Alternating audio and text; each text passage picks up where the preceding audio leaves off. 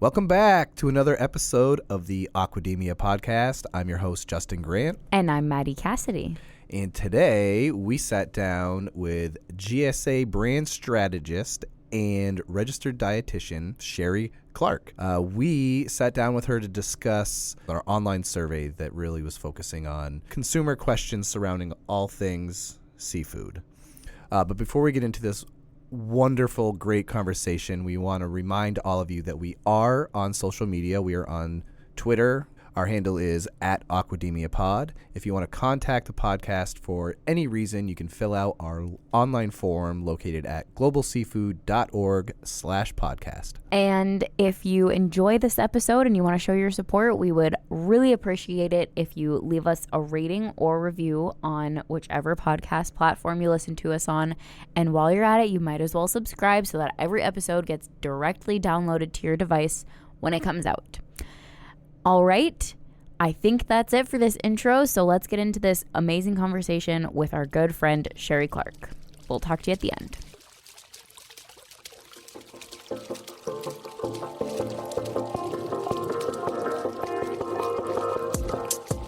Welcome to the Aquademia podcast. Our diet is hurting the environment in myriad ways. I mean, we desperately need to eat more seafood. This is a pioneering industry with a whole lot of people who have really good ideas and a lot of experience and are unafraid. Aquademia is your go-to podcast for a fresh take on all things seafood.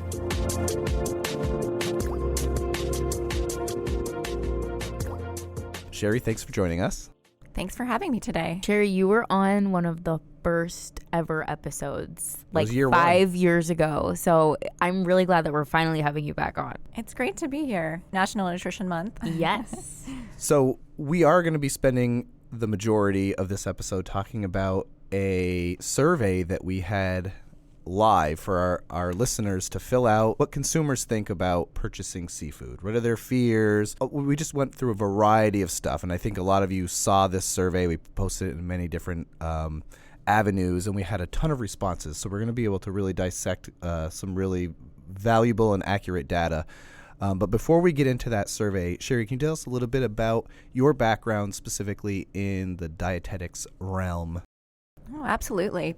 So I started my career after undergraduate. I have a degree in clinical dietetics, and then I did an internship at Vanderbilt University in Nashville, Tennessee. And I did the first 10 years of my career in a clinic doing nutrition support for critically ill patients and also weight management in a multidisciplinary clinic, trying to help with the overall, weight management strategy. That was back in the days of Fen-Phen. And so then I transitioned my career into the food industry, working for a division of Hormel that markets and sells products for patients in inpatient facilities for weight management, or weight gain, actually. And then I worked for McCain Foods on their onion ring business, and I helped with the communication. I want to do a whole episode on that. That was interesting. I learned a lot, ate a lot of cheese sticks and onion rings, but also that was in the time of trans fats, so did a lot of education on trans fats and tried to clear up misconceptions. Because working for a company that has primarily fried food, we did a Better For You campaign talking about how all foods fit and activity, balance, and control are keys with anything. So even things like French fries, onion rings, and cheese sticks can fit into a healthy diet. So that was exciting. So I've always been able to keep a little nutrition. Then I transitioned to Highliner Foods, where I supported the club store businesses and helped with new product launches. Got to try a lot of new flavor profiles. It really helped me understand the culinary side of seafood and gave me tips on cooking it. So seeing the R&D side of seafood really opened my eyes to the different ways you can cook it. We had chefs on staff at all of, at McCain, Highliner, and Hormel. But at Highliner, learning how they prepare seafood, adding different flavor profiles, doing research on flavor profiles to see what works best with different species, doing consumer research to see what people liked, what they would buy, learning about the seasonality of different species of seafood, and flavor profiles that work with those particular things. Club stores do a lot of we like limited time offers, or we'd call them rotations, based on the time of the year. And so thinking about flavor profiles that are appealing, or the type of seafood that would work well for, say, holiday, maybe an appetizer versus an entree. It made me excited about just trying to promote seafood, all throughout the year and throughout the day, even trying to encourage more consumption.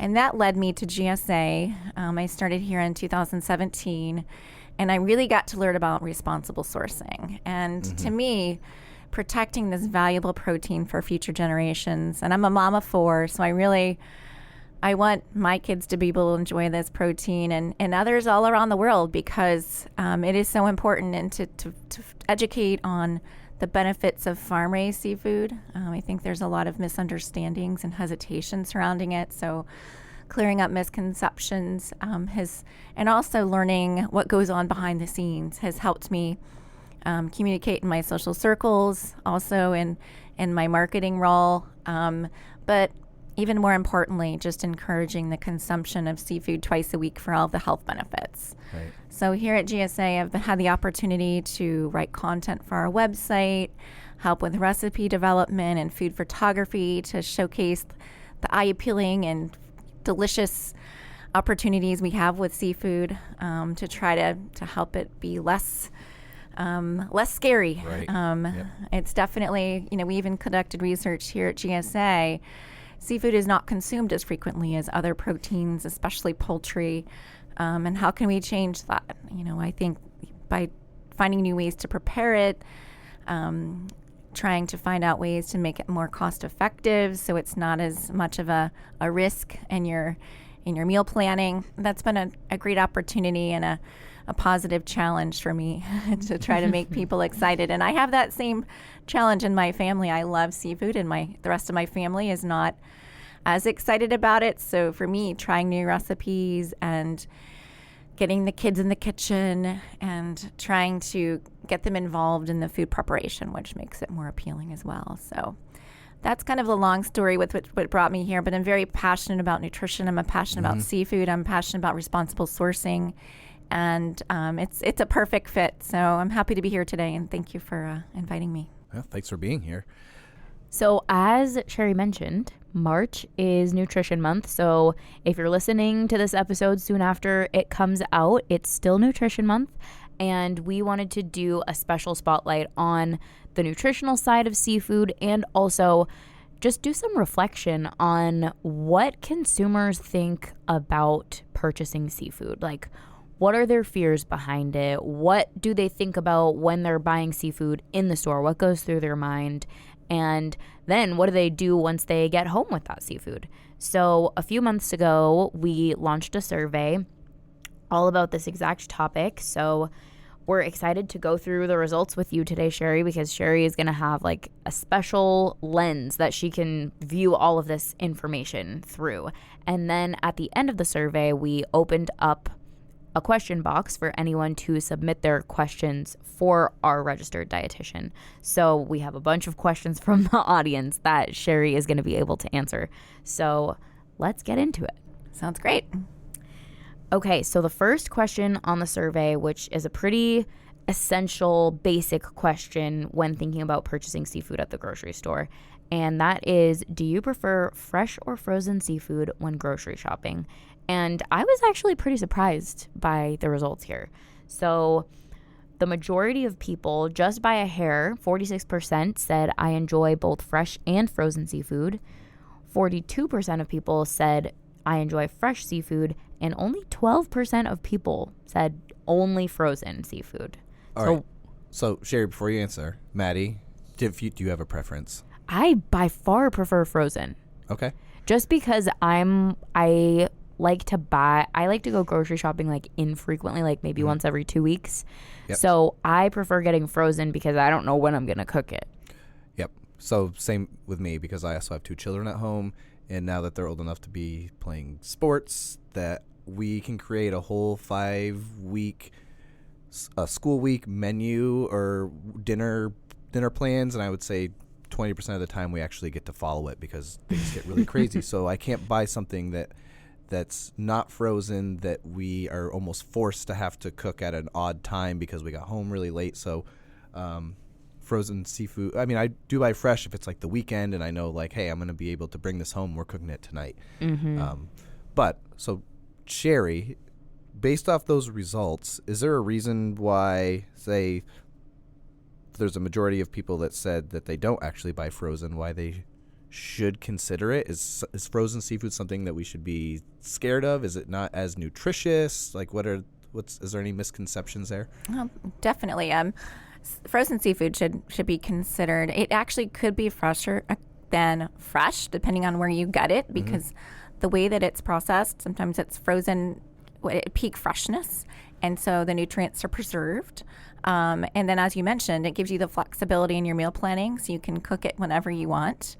And the other benefit is you can also find value added or flavor profiles already added. Right. So it really makes meal preparation simple.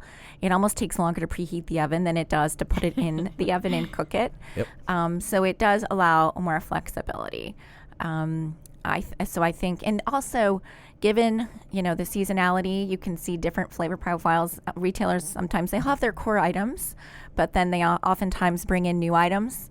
So sometimes it's fun to keep that core item. Maybe it's, a battered fish that you can bake in the oven that your whole family enjoys. But then maybe there's a new, something with a glaze on it for a summer, or a grilling option that you can try. And at least see if that might work and see if it's appealing to your family, or to you. But it does give you the flexibility. You can pull out one piece, you can pull out 4 pieces, and you can prepare what you want at that moment. So I like to see that the survey did result in people enjoying both, because there is a time for both. I treat myself to seafood when I can. It's not, the fresh seafood store is about 10 minutes from my house, but I have to plan it on days, as you mentioned, that I know I'm picking up my children and I can prepare it that night, because that is the best.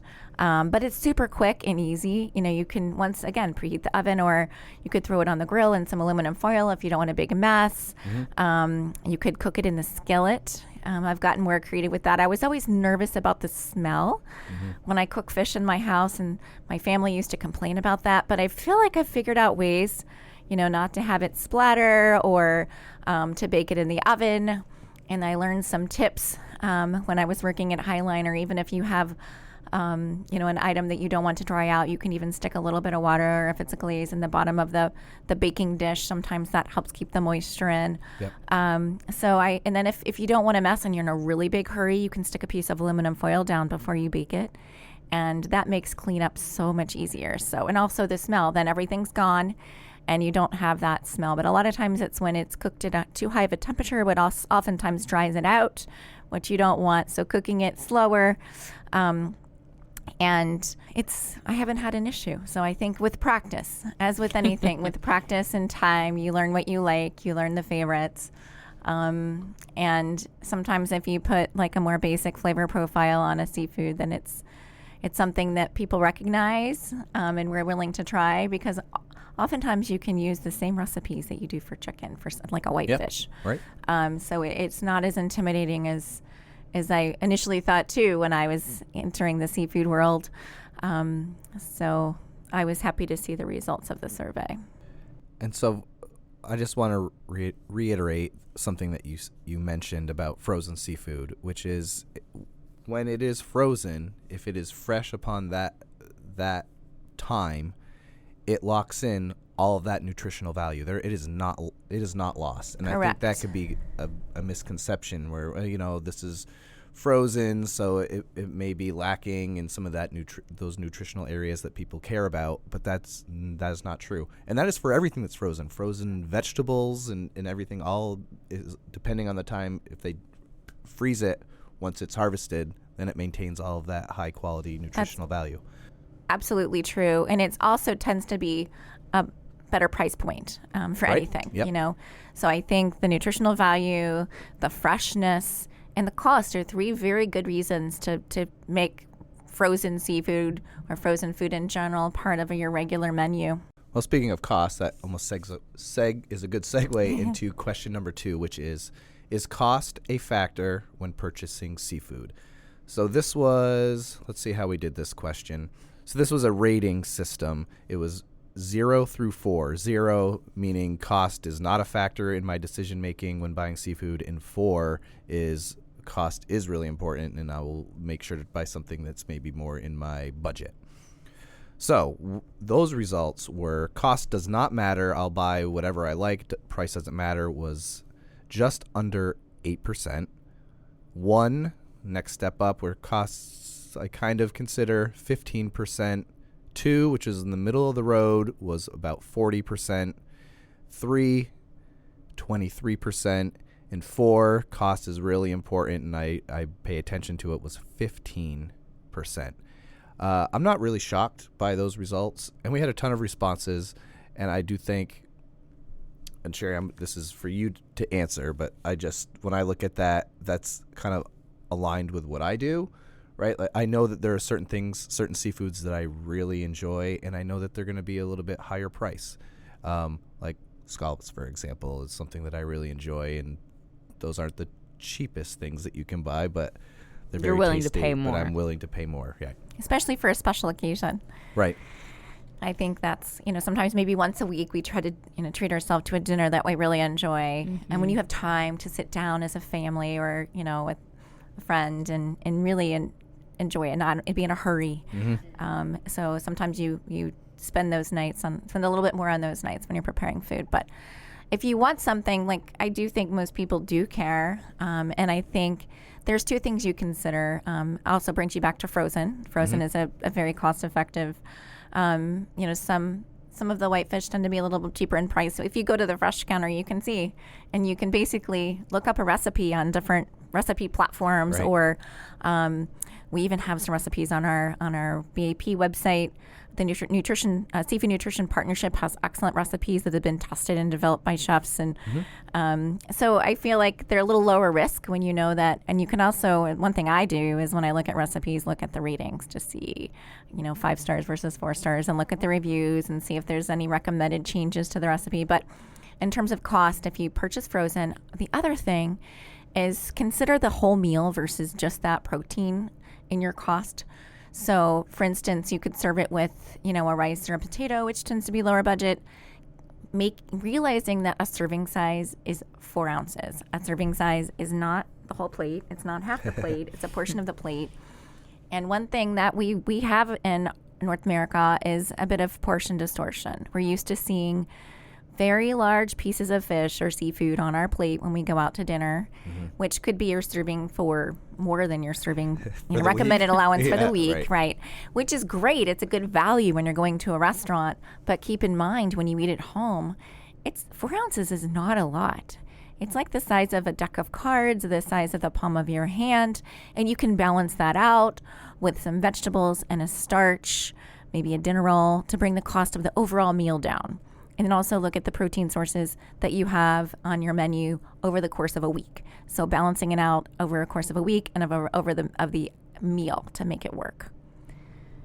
That's great. Okay, next question, which is huge here at GSA. Do you look for responsibly sourced seafood when shopping? And I think that we tend to have an audience that cares about responsible sourcing. Right. So our results probably are a little skewed for this question compared to like the larger public. But our results were 94% of people say, yes, responsibly sourced seafood is important to me. And 6% of people said, I don't consider this. That's interesting, and I do agree that we have a very an audience that cares, which is fantastic, and I think educated as well. The fact that you're listening to the podcast means that you're interested in seafood and learning more about it. So, but audience beyond this audience, I think we can share the good news about seafood with our friends and family and coworkers and spread the news, because seafood is an underconsumed protein. People are missing out on the nutritional benefits of seafood. Even serving it at a party, if you host something, I know it is a little more costly, but you can again balance it out with other appetizers. So sharing that good news, but I also think that the general public might not realize what responsibly sourced means. Mm-hmm. So I more often than not, when there's a conversation about seafood, it's going to come up. It comes up that they prefer, only wild or something like that, and it's an opportunity to explain the importance of both farmed and wild in maintaining a healthy seafood supply chain, and also talking about what responsible sourcing is. How it is not just the type of fish, farmed or wild, and one isn't good and one isn't bad. And also talking about responsible sourcing, and sometimes people use the term sustainability. We don't use that word because we talk about something it's a process, and it's something that we do over time. So food safety, taking care of the workers, and taking care of the environment where the seafood is produced. So a lot goes into that, and GSA. It's exciting to work here because it's through the education and the advocacy, supporting the farmers and the producers. You really learn about what goes on behind the scenes. And I do the research we did a couple of years ago, and I'm sure it's at least as relevant now as it was then, is that consumers care about where their food comes from, and not just location, but how it's produced. They want to know the story. They want to know the people.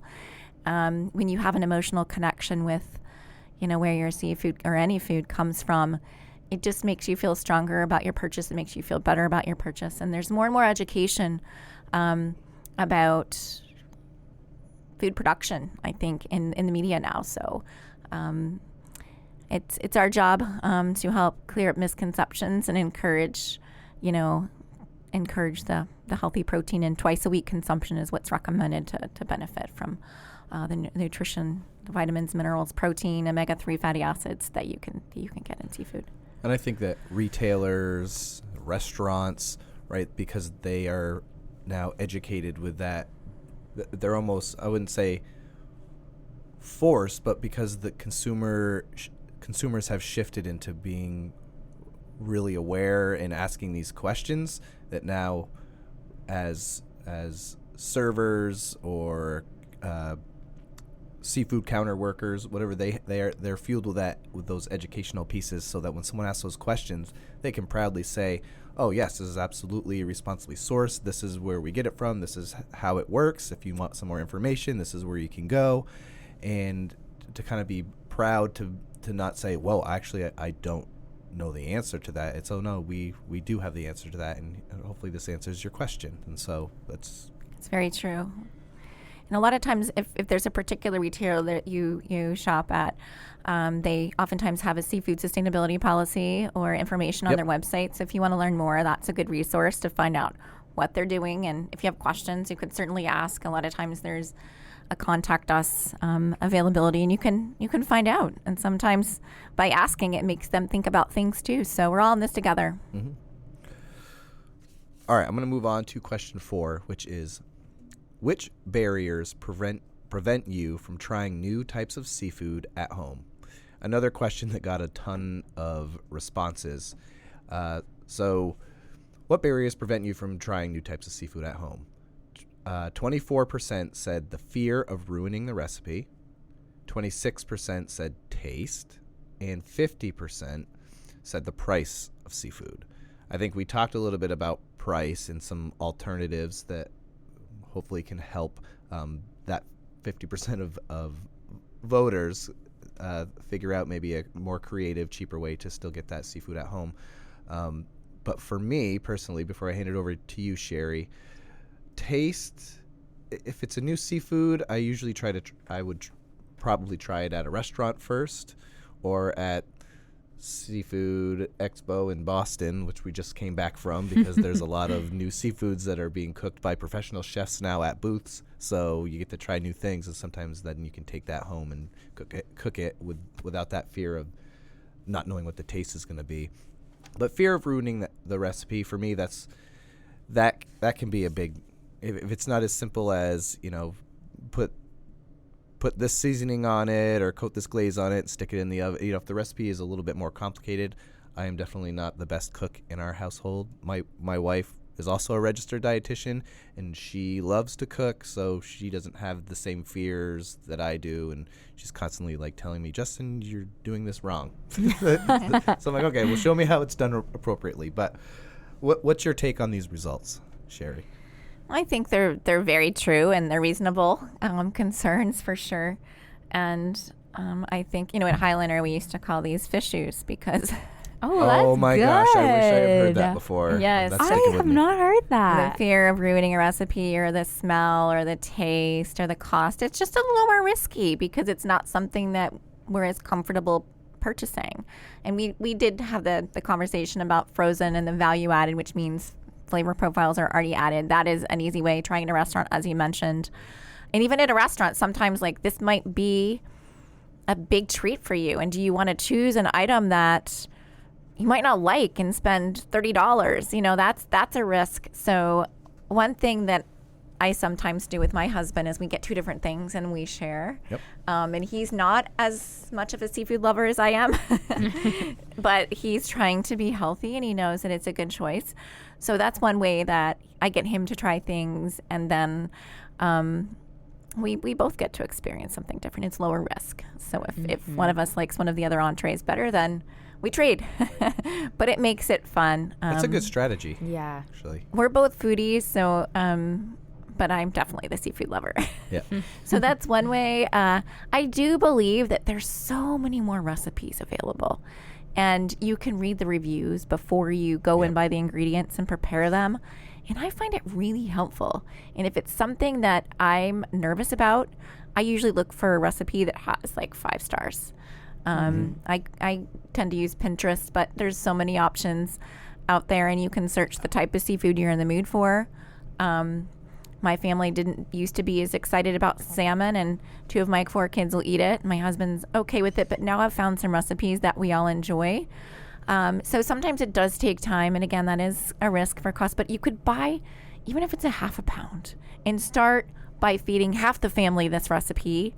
And even if it's something, and then you feed the other half of the family, I don't know, I always have some frozen chicken nuggets in my in my In the back freezer pocket. that you can bake and let them try a bite. I truly believe that children learn from example, and by watching you eat something and enjoy it, they tend to want to try it. And it might not work every time, but the more they see it, they get curious. So sitting down at the table, eating as a family or eating in a group, it's a positive social experience, and you're also setting an example. So that's for the younger seafood eaters. But for those of us that are making those decisions and are fear of the price and the taste and the of fear of ruining the recipe, starting out with a small, don't make a huge batch of something. And a lot of times seafood isn't as good left over or microwaved in the microwave. So just purchase what you need and add some sides. So that will keep your costs down and keep the risk lower. And if you have a big salad, you can fill up on that. You can add some nuts to it to get, if you don't have enough of the seafood and say, oh, that was really good, I'm going to buy more next time. I might buy a pound.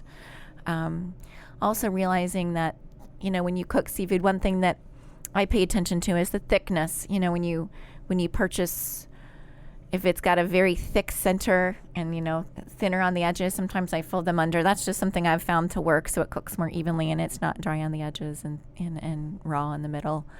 And it should flake with a knife or a fork. You'll be able to tell when it's done. And sometimes the recipe that you read isn't exact, because when you purchase fresh seafood, every piece is different. The thickness is different. Right. So it's a bit of trial and error. But I think realizing that that's the case and just taking your time, and you have to check it. Don't prepare a new recipe on a time when you're time crunched.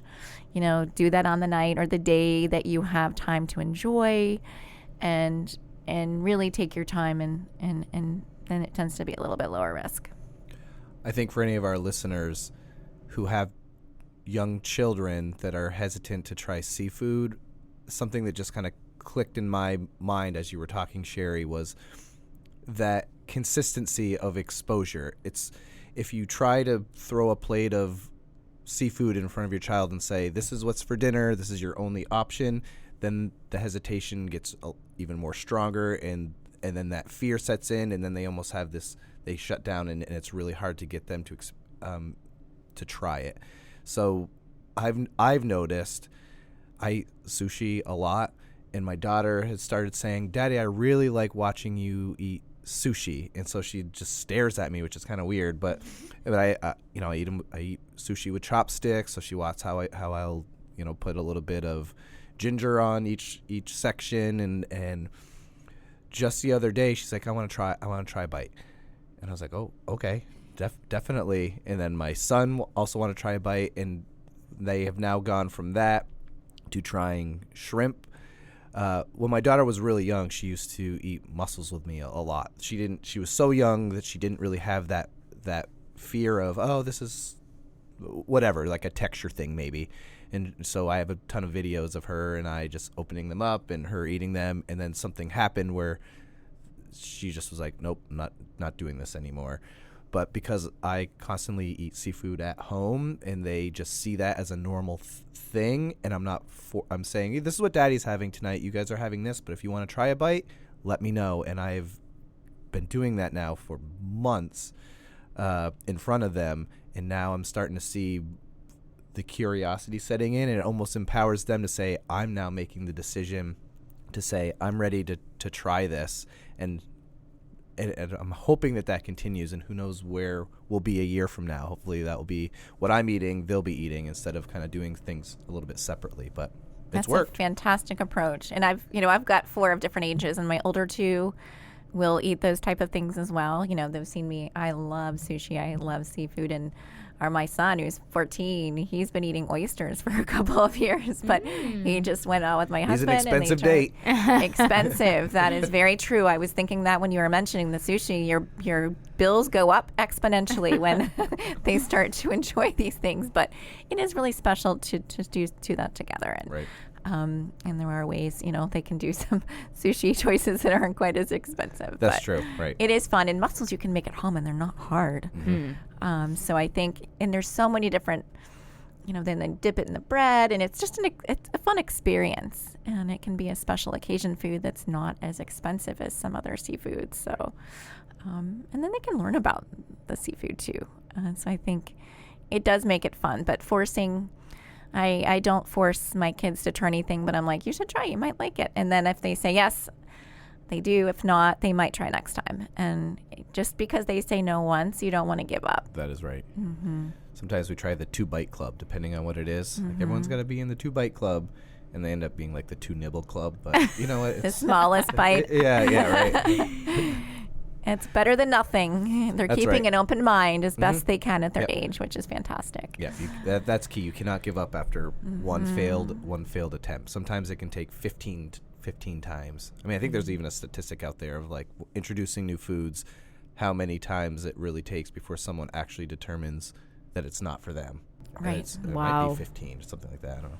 My wife told me. Don't kids. Quote her, though. No, but flavor profiles change over time, and just you're accepted. So even as adults, you might not like the same thing all the time. So I think I very recently started loving spicy food out of nowhere. I used to avoid it, and now I'm like, I cannot get enough spice on everything.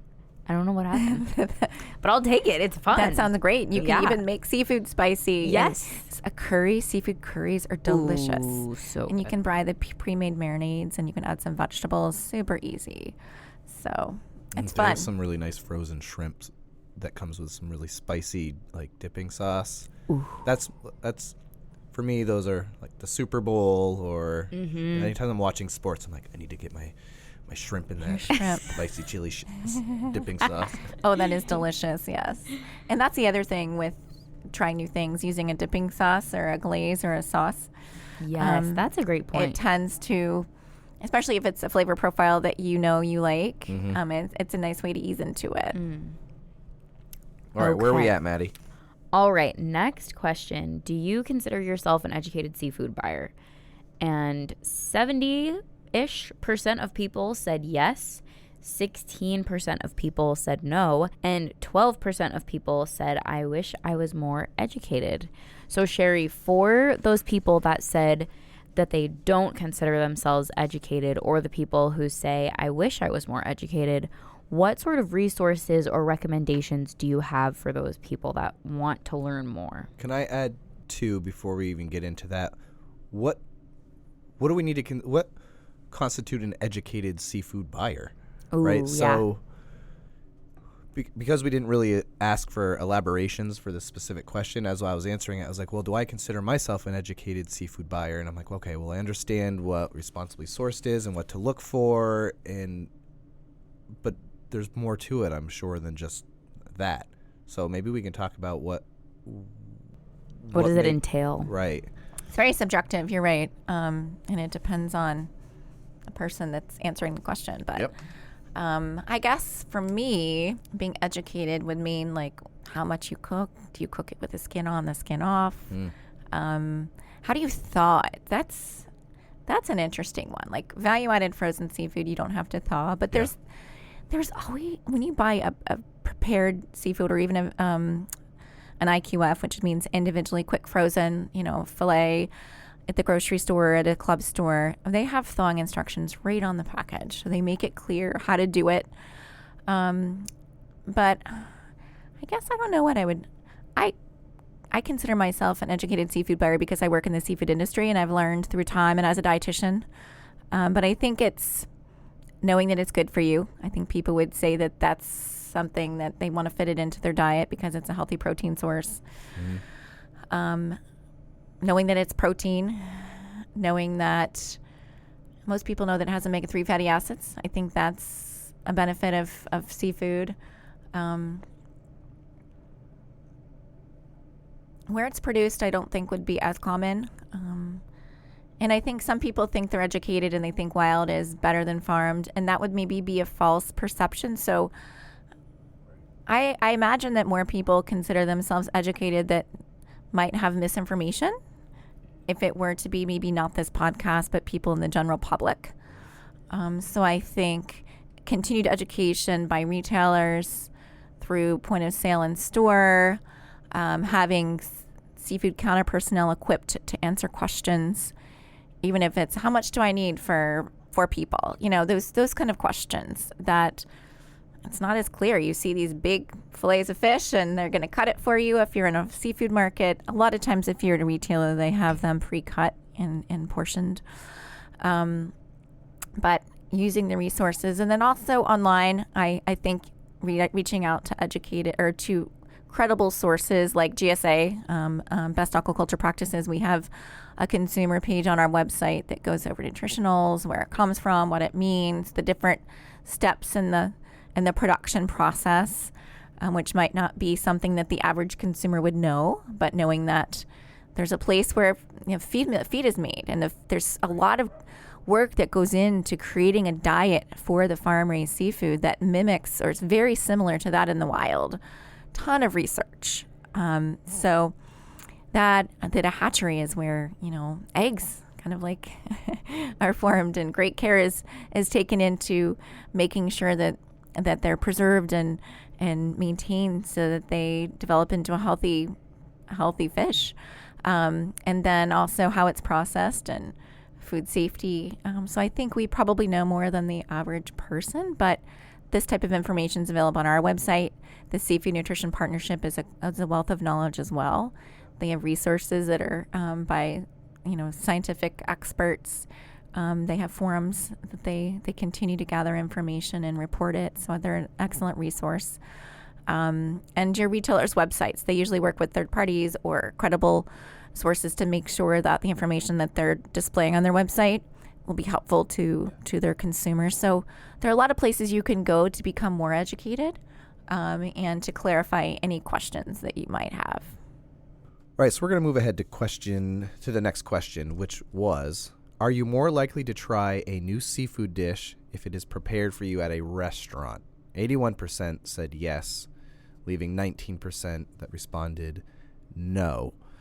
And I think I fall with the majority here on this one, which I know I already mentioned it earlier on in the episode, but I do, if I want to try something new, or I've heard, so I have a lot of seafoodies that I'm friends with that would get different seafood at restaurants. And, if you're comfortable, like, taking a bite off of someone's plate, not everyone is, but hey, I'm not. I'm not either. I love especially it. if I'm a friend of the person. I wouldn't just say, hey, can I have a bite of that to a stranger? That's, like it's a business dinner. I'm not going to do that. But, my friends order something I haven't tried, then that's that opportunity to say, hey, can I try a bite of that? Because maybe I want to order that next time. But, yeah, at restaurants, I typically, if I see something and I look at what the ingredients are, what the glaze or however it's prepared, I'm like, ooh, that flavor profile looks like it's going to be tasty, so I'll give it a try.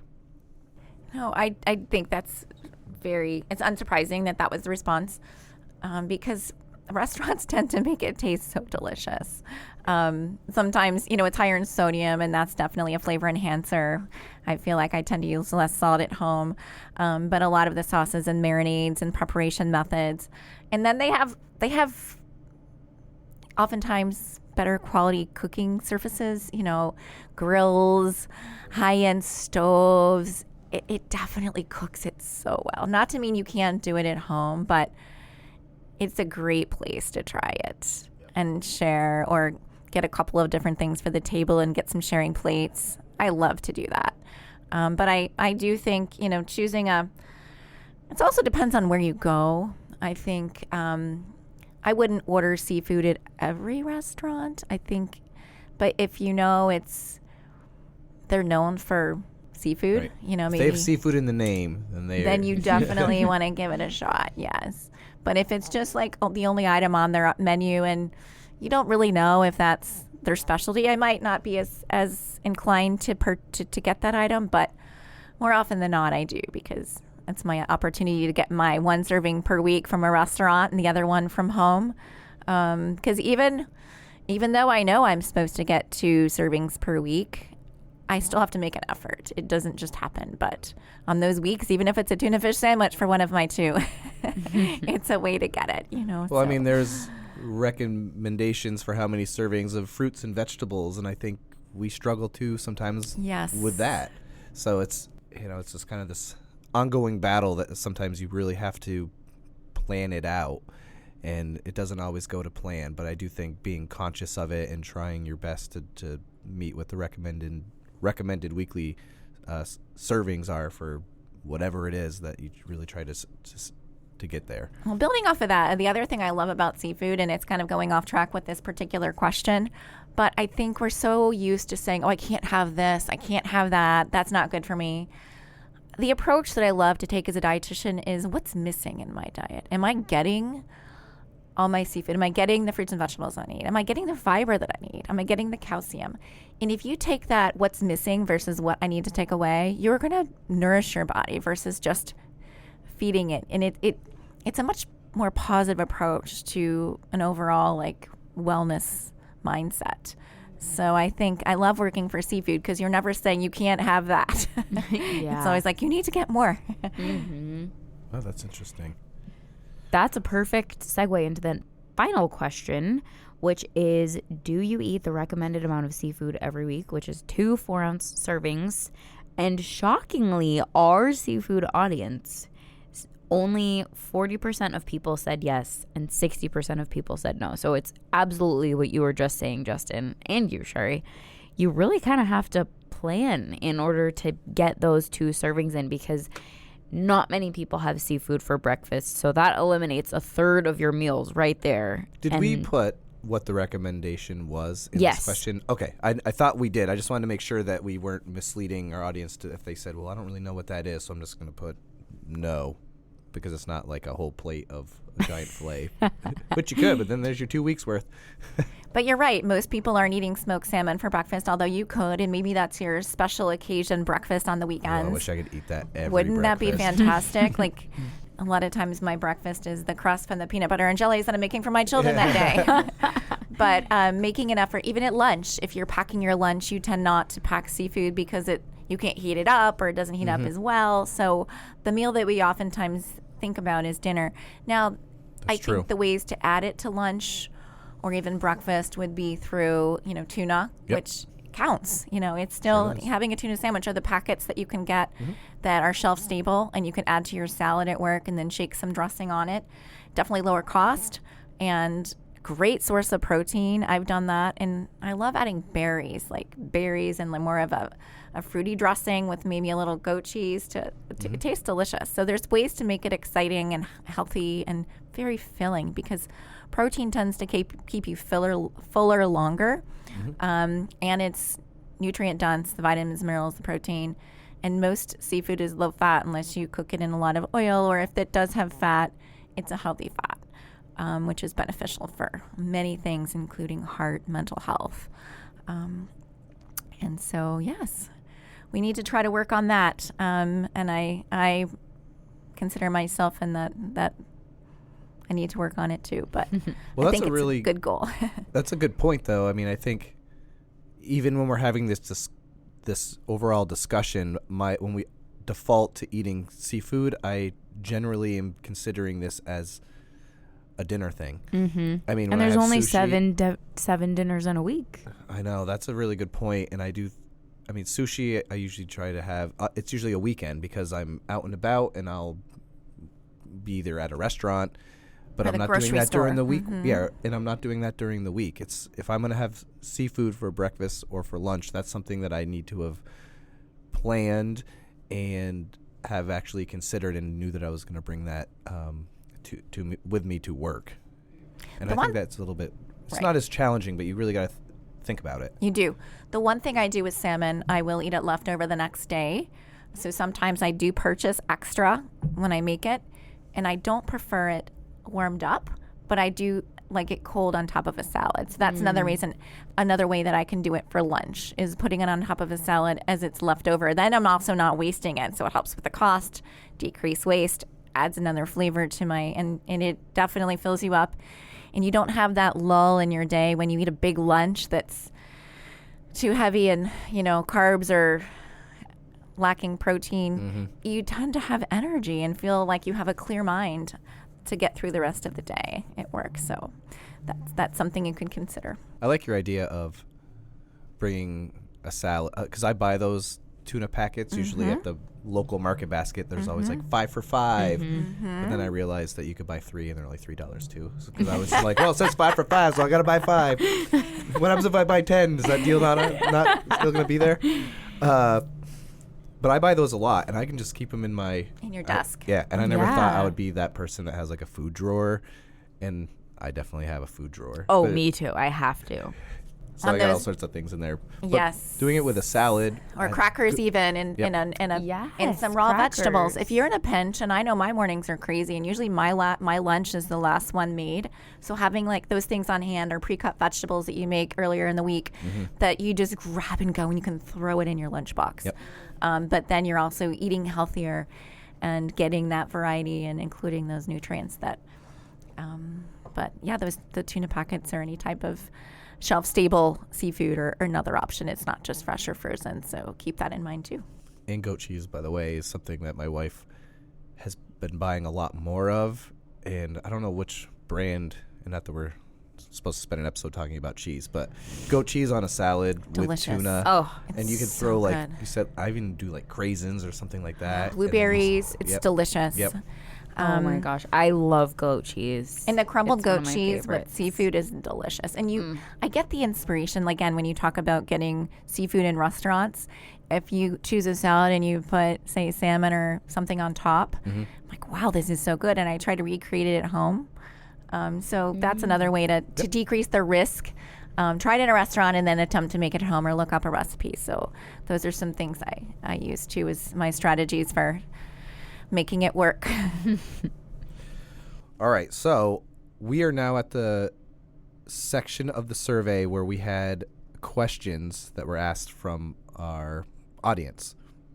And I do want to mention, too, before we get into these questions, that if you're listening to this episode and you didn't have a chance to fill out this survey and you do have questions, we will be having links in the show notes that you can reach out to the podcast. You can ask those questions. If it's something that we can't answer on the show, we will email you back and give you direction on hopefully answering that question that you have. So don't feel that you missed out. And we also are going to try to do this type of episode 3 more times before the end of the year. and again, this is 2024 in case so we can timestamp this episode. So if you missed out on this survey, we will be doing another one in another few months. So make sure to stay tuned, and we'll make sure to mention when that survey goes out in a future episode. So question number 1, Sherri, is wild and farmed seafood nutritionally similar? Yes, that's a question we get a lot, and it's a valid question. And the answer is yes. And I mentioned it a bit before, but the reason behind it is a lot of work goes into the feed for farm-raised seafood to try to mimic that of the diet of the fish in the wild. So, I mean, if you were to do a nutrition analysis on every piece of food, it's all going to be slightly different. And that's just the nature of a product. It would be chicken or eggs or anything as well. But researchers study the behaviors of different species, and they see how they eat, the types of foods they eat. Are they carnivores? Are they omnivores? Are they eating plants? Are they eating meat? Are they eating fish?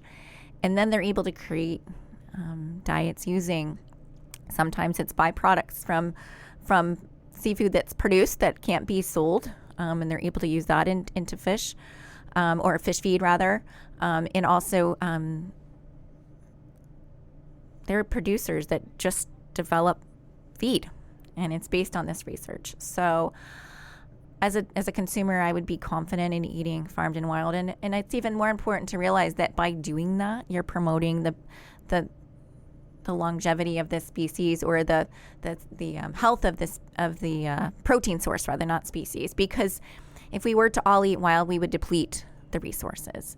So it's important that when available, we eat a mix of both, and we vary our species so that we're not depleting any one species or resource for future generations. So yes, that's a long-winded answer for it is, and you can feel confident when you purchase farmed and wild, especially when it's responsibly sourced, because standards are in place to make sure that the feed meets the needs of that particular species. So like we mentioned at the beginning of the episode, we received a ton of questions. However, looking at the list, I think we've actually answered a lot of them throughout going through the other survey questions. So thank you for being so proactive, Sherri. But one question that stands out to me that we haven't touched on yet is the relationship between seafood and pregnancy. I think that there are a lot of misconceptions about not eating seafood at all during pregnancy. So could you touch on that a little bit? Yes, this is another one that definitely comes up a lot. And seafood should be consumed during pregnancy. There's been talk about requiring low mercury seafood to be consumed during pregnancy, but most seafood that we have on the market is not high mercury. The top species of tilapia, salmon, and shrimp are not high in mercury. So most of the things that you see in your grocery store are fine for pregnancy. And in fact, there's some more recent studies that have been done to basically say that the risk of not getting enough seafood is worse for the health of the mom and the baby than eating too much or having the wrong types. So again, we're not talking about eating seafood every single day. The recommendations of getting 2 servings per week, and it's 4-ounce servings.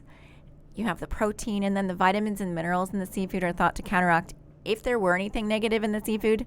The selenium can bind to mercury. There's the omega-3 fatty acids that can help with the brain health and the development of the unborn baby, and also of the mom, also help with the mental health of the mom. So continue to eat seafood through pregnancy, and it's very important. I did it, and thankfully I have 4 healthy children. So we just got back yesterday from the Boston Seafood Show, SENA, which is Seafood Expo North America, for those of you that need to understand the acronyms, which the seafood industry is full of. And there were several, more than I can ever remember, pregnant attendees that were just eating their way through the show, and they were not scared to do so. And actually, many of them knew exactly what they were doing and just said they knew what the benefits were. I know, Sherri, you just talked about them. I don't know if... I guess why I'm mentioning this is some people just have that general that fear. And if they say, well, if there's a possibility that eating too much seafood is going to harm my baby, then I think they just axe it. Right. Mm-hmm. And I think that we need to overcome those hurdles. But I will say you want to avoid undercooked and raw seafood during pregnancy, because there can be some toxins that you just don't want to take any chances in that respect. Mm-hmm. But if you practice good food safety, as with anything else, food safety, make sure you get from a reputable source and you cook it to the proper internal temperature. Twice a week is definitely worth having. And to clarify, there was a few people that stopped by our booth, and when I say they were eating their way through the show, they were having dishes that were prepared right in front of them by these chefs at these booths. So I'm not saying they were going around and just eating something cold that was sitting on someone's booth for who knows how long. I think, yes, there is some, I don't want to say common sense, because it's not always common sense, right? Like what's safe and what's not. But I think they were at the show, actually knew who 2 of the 4 people were, and they have been in the seafood industry for a very long time, so they knew they knew what they were doing. Yes. So again, this is the educated audience that we're speaking to. But if you have friends or family that say, "Oh, I can't have seafood," definitely encourage them. Say the benefits are stronger than the risks. So twice a week, as is the same for all of us. So. All right. Well, I think that about wraps everything up. Sherri, thank you so much for coming back on the show. This has been such a fantastic episode, and I feel like even though I have these ideas rattling around my head from years of working in the seafood industry, it's nice to have all of these conversations in one place that we can refer back to with the facts and your opinions about things. So thank you so much for sharing your expertise with us. Thank you for having me, and please feel free to reach out with any questions. I'm happy to help. Yeah, and we'll make sure, like we always do, that any relevant links or contact information that we will always put in our show notes. I think, to your point, Maddie, I mean, the 3 of us have sat down and we've kind of prepped for this episode. We looked at the results. We determined how we wanted to navigate this conversation. And even though we did that for a few days, there are still new things that I learned from these conversations. I think remembering or that idea of buying 2 different seafood plates and then sharing it is such a great idea. I mean, we do that with non-seafood dishes too if we wanted to try something different. But those are, there was takeaways from this episode that I personally are going to be bringing back home and just be like, oh, I heard this and I think this is a really good idea. I want to try it. So hopefully our audience also got similar takeaways from this episode as well. I mean, again, it was a great conversation. We recorded much longer than I thought we were going to, but that is okay because we all like to talk. This is a podcast. That's what it's for. And again, if any of our listeners submitted a question and then we didn't touch on it, please reach out to us. All of our contact information is in the show notes, and we'll make sure to reach back out to you and answer that question. If I can't answer it, Maddie can't answer it, we'll send it over to Sherri. She'll probably be able to answer it. If Sherri can't, we will point you in the right direction. Absolutely. Thank you so much. Thank you. Thanks, Sherri.